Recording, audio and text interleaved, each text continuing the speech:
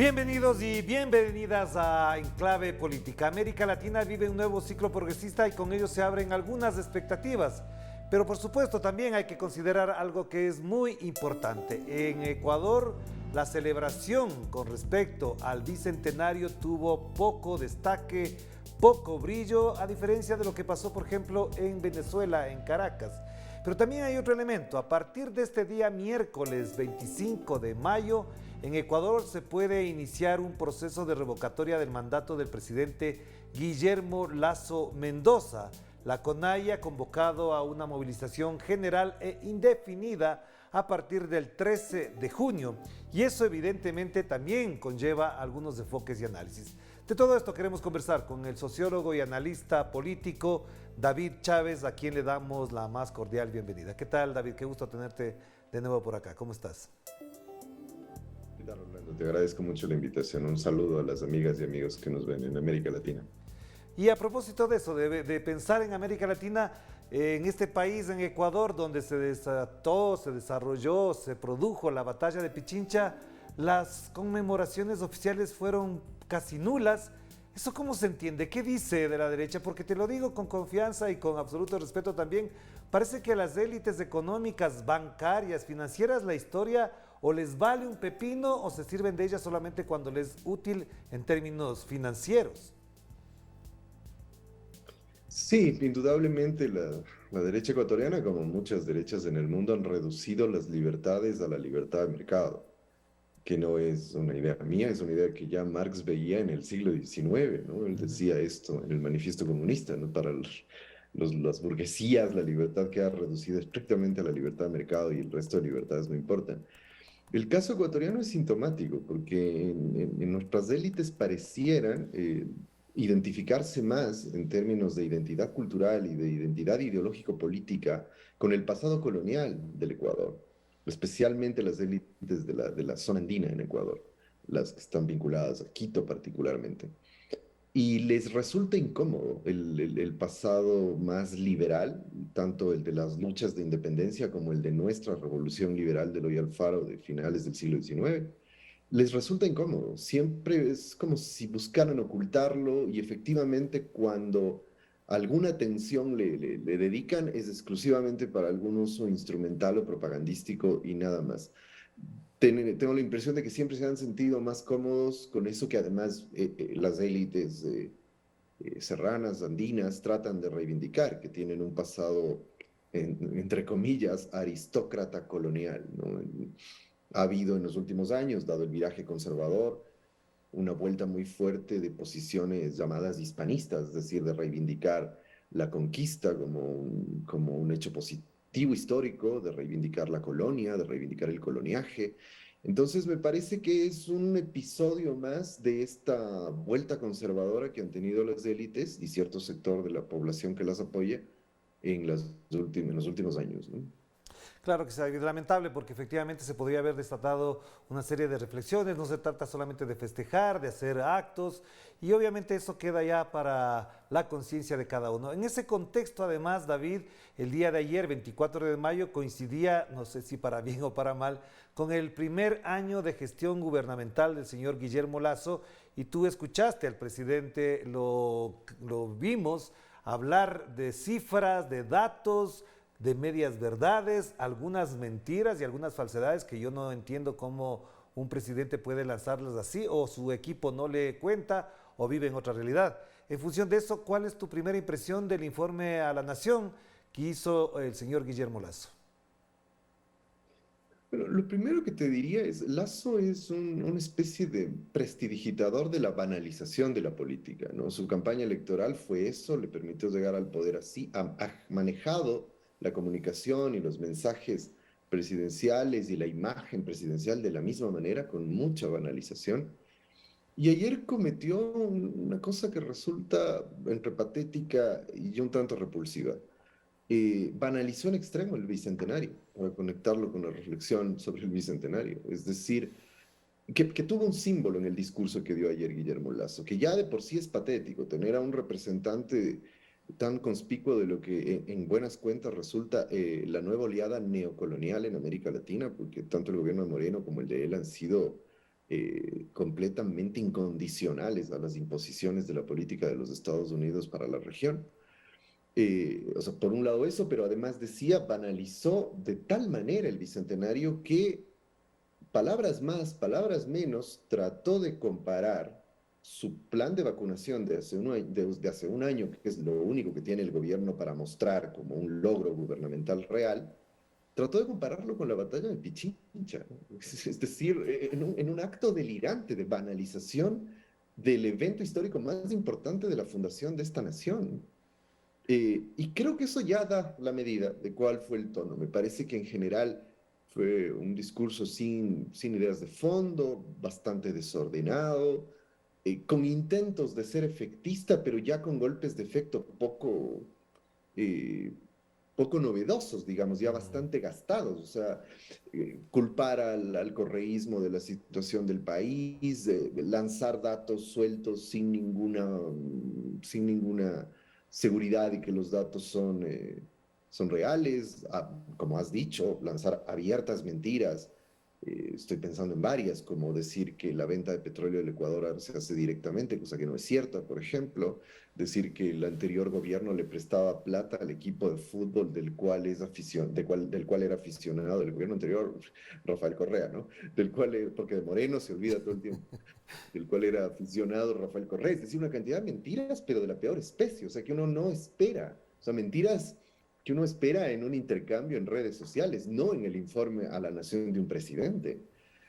Pero en buenas cuentas, yo lo diría, porque creo que es importante señalar la continuidad, lo he dicho en algunos espacios, a mí me resultó una especie de el quinto discurso a la nación de Lenin Moreno. Me recordó muchísimo a cómo Moreno hacía sus discursos. Es exactamente igual.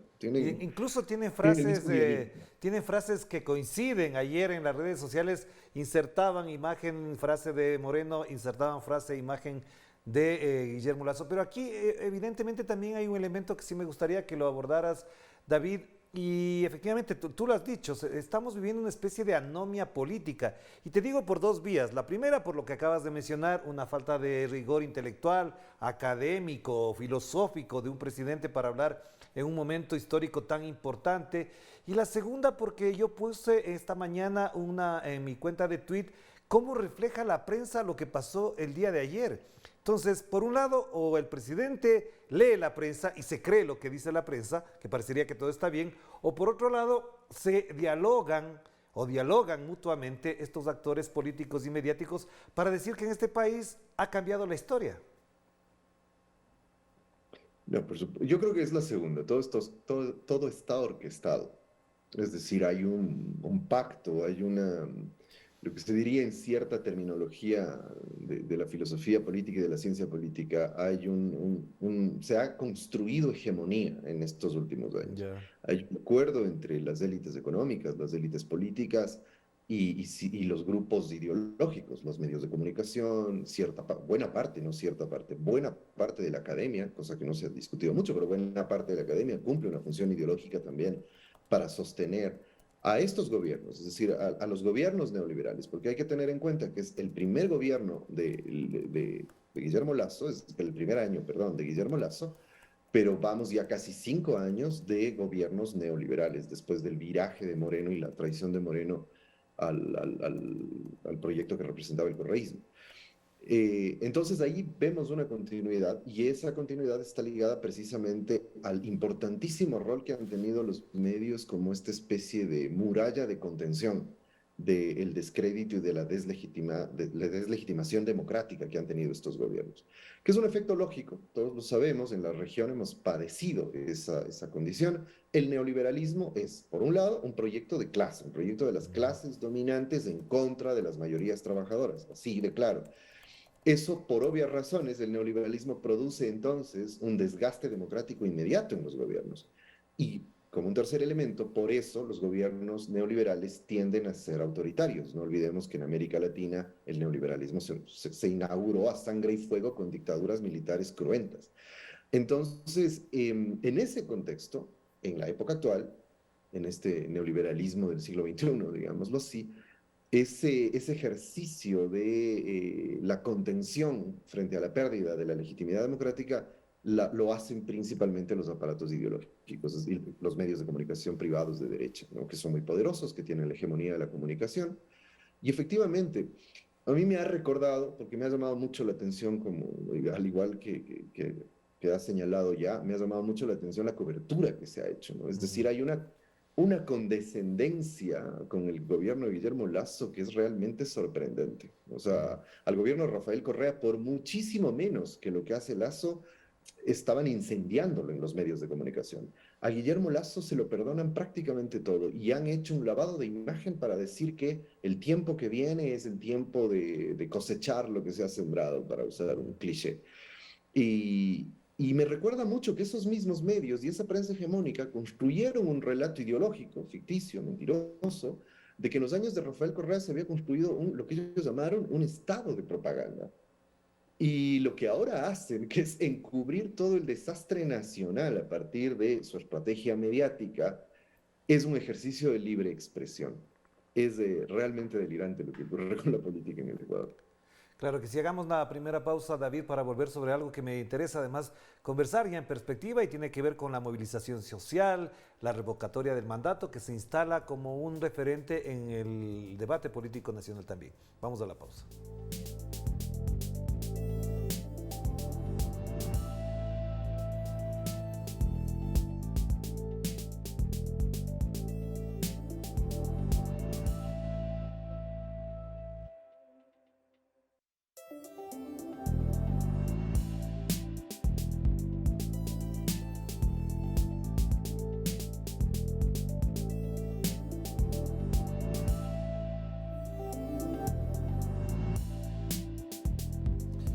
Estamos de vuelta aquí en Enclave Política y seguimos conversando desde Quito, Ecuador, con el sociólogo y analista político David Chávez. David, efectivamente el Ecuador vive una anomia política, esto tiene sus expresiones, tiene sus complejidades, pero también se instala desde este miércoles 25 de mayo dos ejes de acción, digamos, desde la oposición, no precisamente política partidaria, sino ciudadana. La una tiene que ver con la revocatoria del mandato, se han constituido ya grupos alrededor de una coordinadora. Y la segunda es lo que mencionó Leonidas Issa, líder de la CONAIE, a partir del 13 de junio, movilización permanente de sus bases, de sus organizaciones en general. ¿Qué explica esto? ¿Hasta dónde esto puede llegar? Tomando en cuenta que la gente vive muy ocupada y muy preocupada, primero de su sobrevivencia, segundo de la inseguridad y tercero, en muchos casos, incluso de cómo se va de este país. Mira, yo voy a señalar de entrada para responder tu pregunta lo que fue el argumento de la posición en las últimas elecciones, de la posición que tuvo la izquierda anticorreísta, de parte de la cual es el movimiento indígena, particularmente la CONAIE, que optaron por lo que ellos llamaron, de modo un poco estrambótico y rocambolesco, el voto nulo ideológico, es decir, votar nulo para no favorecer a ninguna de las dos derechas, que era su argumento. Y, y la intención era, según decían, que un poco más en voz baja, no tan públicamente, pero buena parte de esas izquierdas insinuaban, sugerían o decían abiertamente que en un eventual triunfo de Lasso se produciría algo así como aquella vieja tesis de la agudización de las contradicciones y confrontar a un gobierno neoliberal abiertamente, etcétera, iba a dar mayores posibilidades de recomposición de la organización social y la movilización y demás que en ese argumento el gobierno de la Revolución Ciudadana, Rafael Correa, había destruido. Sin embargo, llevamos un año y lo que ha hecho la CONAIE son, en definitiva, y cada cierto tiempo, ya casi uno puede decir que es cada mes, cada 2 meses, anuncios de movilizaciones que no terminan de concretarse. Me parece que ahí el problema es que no se ha dimensionado bien cuál fue el efecto de la derrota de octubre de 2019, porque es curioso, el Ecuador dio origen a esa gran movilización popular en todo el continente contra el modelo neoliberal, porque ese fue el signo de las movilizaciones de finales de 2019. El Ecuador fue el punto de partida, aquí se iniciaron esas enormes protestas populares. Eh, pero fue una tremenda derrota porque mientras en otros lugares como en Chile, muy probablemente en Colombia, en poco más de una semana, eso se traduzca en una victoria política de los sectores más progresistas de la sociedad, en el Ecuador se tradujo en la victoria política de los sectores neoliberales más conservadores y más salvajes de la política ecuatoriana. Es el signo de la derrota. Entonces, me parece que no se ha dimensionado suficientemente bien cómo esa derrota, es decir, saber que una movilización que costó como nunca en el Ecuador, muertos, mutilados, heridos, detenidos extralegalmente, perseguidos políticos, etcétera, algo que costó tan caro no sirvió para nada. Me parece que eso ha generado un impacto en la conciencia política de la mayoría de la gente que simplemente mira ya con desconfianza las posibilidades de influir desde la movilización. Queda la opción de la revocatoria del mandato, una Ajá, opción ajá. democrática, creo que es una de las pocas vías que permite que se restituya la democracia en el Ecuador, pero me parece que la revocatoria del mandato se va a topar contra una muralla sólida, monolítica y muy fuerte que es el bloque que está ahora en el poder, este pacto de élites del que hablábamos hace un momento, que es muy sólido, que en el Ecuador es una novedad. En el Ecuador nunca ha habido un pacto de élites tan sólido como el que hemos tenido en los últimos años. Tienen un enorme poder, controlan el legislativo, controlan más allá de ciertas refriegas y de ciertas disputas un poco más de coyuntura, pero en lo de fondo, controlan el legislativo, controlan el poder judicial de una manera impresionante. Lo acabamos de ver hace unos días cuando revirtieron lo que por derecho le correspondía a Jorge Glass, el ex vicepresidente. Eh, entonces es muy difícil revertir eso, a no ser que esto esté acompañado, ahí sí, de una gran movilización ciudadana por la exigencia de la revocatoria. Me parece que se puede diluir muy fácilmente eso, porque además, volviendo sobre el argumento inicial, resulta que cuando llegan los gobiernos neoliberales, las contradicciones no se agudiza la situación precaria de la mayoría de la gente y como decías bien de inicio, eso hace muy difícil que la gente pueda superar la barrera mínima de la sobrevivencia, que ahora es ya inclusive la sobrevivencia física por el nivel de control que el crimen organizado tiene del país, y hace muy difícil que se pueda dar el salto a una organización política y social más fuerte. Me parece que eso efectivamente es una cortapisa muy significativa para cualquiera de las dos opciones. Claro, pero David, ahí no sé si te contradigo, pero el pacto que hubo en el 98, 99 de las élites empresariales y financieras con Yamil Maguad se quebró cuando menos se lo esperaban, un 9 de enero, perdón, un 21 de enero del año 2000, y ahí se vino abajo todo ese andamiaje que tanto Partido Social Cristiano y en aquel entonces la Democracia Popular, con el apoyo de la embajada, habían consolidado, incluso pensando en un gobierno o una gobernabilidad de largo plazo. ¿Crees que efectivamente hace falta o está pendiente en la lógica, en la cultura política del Ecuador, un detonante que pueda activar o pueda desatar esto? Porque te digo, esas fisuras se podrían ver como, por ejemplo, que el señor Lazo pone a pelear con su socio banquero, el señor Fidelegas. Es decir, ¿crees que hace falta un detonante por ahí que pueda incluso trastocar todo esto que estamos hablando del pacto, del poder mediático, del poder judicial, del poder institucional? Sí, mira, es muy interesante el contraste que haces, porque efectivamente uno podría decir, sí, ha habido otros momentos en donde han intentado y esto se ha fracturado tarde o temprano. Efectivamente, esa ha sido la tónica. Ujú. Pero eso permitía una cosa que era interesante, cómo funcionaba el sistema político en el Ecuador. Permitía transiciones controladas. En el ejemplo que has puesto, hubo una gran movilización, hubo una fractura en el bloque de poder, se recompusieron las fuerzas y generaron un consenso para producir esa transición controlada que significó darle el paso al gobierno de Gustavo Noboa, que era el vicepresidente de Yamil Maguad, y dio continuidad a las políticas que Maguad ya había establecido. Este tipo de cosas han ocurrido mucho en la política ecuatoriana, pero ahora ya no, ¿no? Es decir, es lo que vimos con Moreno, precisamente en octubre de 2019. El acuerdo de ese momento de las élites fue sostenerlo, o sea, no permitir ni siquiera una transición controlada. ¿Qué es lo que ha cambiado? Es que la democracia antes no les asustaba porque la tenían bajo control. Ahora les asusta porque la democracia se ha democratizado producto de la irrupción del correísmo en la política. El correísmo es una vía democrática que puede significar la única vía para recuperar la democracia y controlar, y el control que tienen sobre el Estado, que es ponerles mediaciones en su control del Estado. No vamos a decir que dejan de controlar el Estado, que dejan de tener el poder que tienen, pero ponerles ciertas mediaciones para que no puedan tener un control tan directo y no puedan dirigir sin mediaciones la política económica, la política en general en el Ecuador. Eso es lo que ven como un enorme riesgo. Y a mí me parece que mucho de este temor de una vuelta del correísmo al poder hace que todos estos grupos que están metidos ahí, a veces inclusive ciertos sectores de la mal llamada izquierda en el Ecuador, que están metidos en esos pactos, que están metidos en este bloque de poder, hace que todos cierren filas frente a ese riesgo. Es decir, si no estaría ese riesgo enfrente, las salidas habituales, estas válvulas de escape que siempre tuvo la política ecuatoriana, entrarían en juego, ¿no? En una situación distinta, sin el correísmo enfrente, Moreno no habría terminado su mandato, habrían encontrado una vía para cambiar a Moreno, insisto, con esta lógica de transiciones controladas, y habrían pensado, inclusive en el propio Lazo, en su primer año, en hacer algo parecido. Mm. Al final hay disputas, sin duda, porque mal que bien, en lo que se disputa en ese bloque de poder son fracciones enormes de poder en el país, pero esas fracciones todo el tiempo terminan siendo resueltas, casa adentro, digámoslo así, no dejan que salga hacia afuera,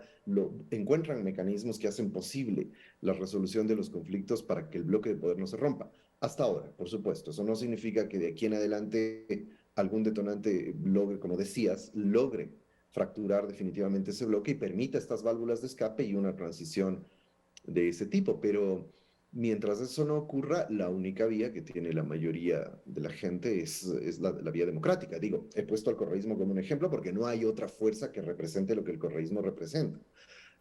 Pero una fuerza de esa naturaleza, la única posibilidad que tiene para volver a democratizar medianamente la sociedad ecuatoriana es la vía democrático-electoral, que es la única que queda. Claro que sí. Para finalizar, la última pregunta entonces, David, ¿tú ves a un Guillermo Lazo de largo aliento, con peso, volumen político, maniobra para poder afrontar estos desafíos de orden institucional, gubernamental? Y esto te lo planteo pensando que lo de ayer da muestras en la práctica de que no tiene la estatura ni la talla política para afrontar este tipo de cosas, salvo por lo que mencionas, el poder mediático, político y financiero que lo acompaña. ¿Hasta dónde él se puede sostener o crees que las encuestas seguirán profundizando más la calificación negativa que ya sobrepasa el 70% en casi todas las encuestas? Bueno, siempre es difícil hacer predicciones, pero dado que estamos viendo la eterna repetición de lo mismo, desde Moreno hasta Ujú. acá, me animo a decir que creo que van a ocurrir las dos cosas, ¿no? Eso es lo interesante. Es decir, Lazo se va a seguir apuntalando en ese pacto de élites y al mismo tiempo, porque las dos cosas van de la mano, va a seguir perdiendo apoyo popular, porque yo no creo que va a haber un cambio de rumbo significativo en lo que ha venido haciendo hasta ahora. Pero las dos cosas son compatibles porque ese bloque de poder tan sólido hace que el apoyo popular no sea tan indispensable, ¿no? Lo aprendimos ya con Moreno y creo que con Lazo estamos viendo solo la repetición de lo mismo.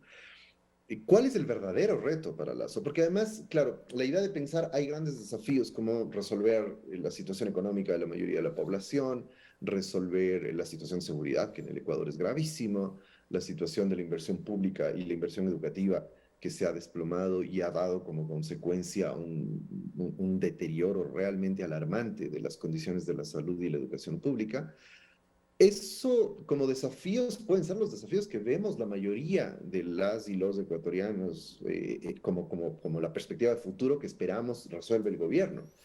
Yo estoy convencido de que esa no es la expectativa del gobierno ni de lejos. La expectativa del gobierno es mantener el proyecto neoliberal que tienen, en el que además están haciendo jugosos negocios, y el único desafío real para Lazo es poder, para viabilizar ese proyecto, poder mantener dos cosas. El pacto de élites de este bloque de poder, es decir, la cohesión de ese bloque de poder, que efectivamente por las disputas internas podría fracturarse en algún momento. Me parece que el desafío político real es ese. Y por otro lado, mantener el control que tienen a nivel del Estado, ¿no? Mantener Ya. controlado al legislativo con una especie de caos programado, que es lo que han generado con el legislativo, es decir, hacerlo implosionar con sus propias intervenciones para que parezca que es peor que el Ejecutivo y con eso mantenerlo bajo control. Y el control del Poder Judicial, que es fundamental para justamente contener la amenaza democrática que representa la oposición correísta, por ejemplo, o eventualmente inclusive el movimiento indígena. Me parece que esos son los desafíos políticos reales. Lo otro, yo no le, digamos, la premisa es equivocada. Yo no creo que el proyecto que Lazo representa, que el bloque de poder que está ahí, que el grupo de gobierno que está ahí representan, estén preocupados por los desafíos verdaderos de la mayoría de la población. Ellos están ocupados de otra cosa. Claro que sí. Me imagino que de los negocios también, así es. Gracias, David, te mando un abrazo, que estés muy bien. No, gracias, Orlando, por la invitación. Un abrazo Gracias también. a David Chávez a propósito de este acontecimiento en el Ecuador que tuvo poco brillo, poco destaque, que tiene que ver con el aniversario 200 de la batalla de Pichincha, pero también que coincidió, no sé si para bien o para mal, reitero, con el primer año de gestión del señor Guillermo Lasso Mendoza y que en adelante evidentemente tendrá otras expectativas y ojalá cambios en beneficio de la sociedad. Nos despedimos, cuídense mucho. Chao, chao.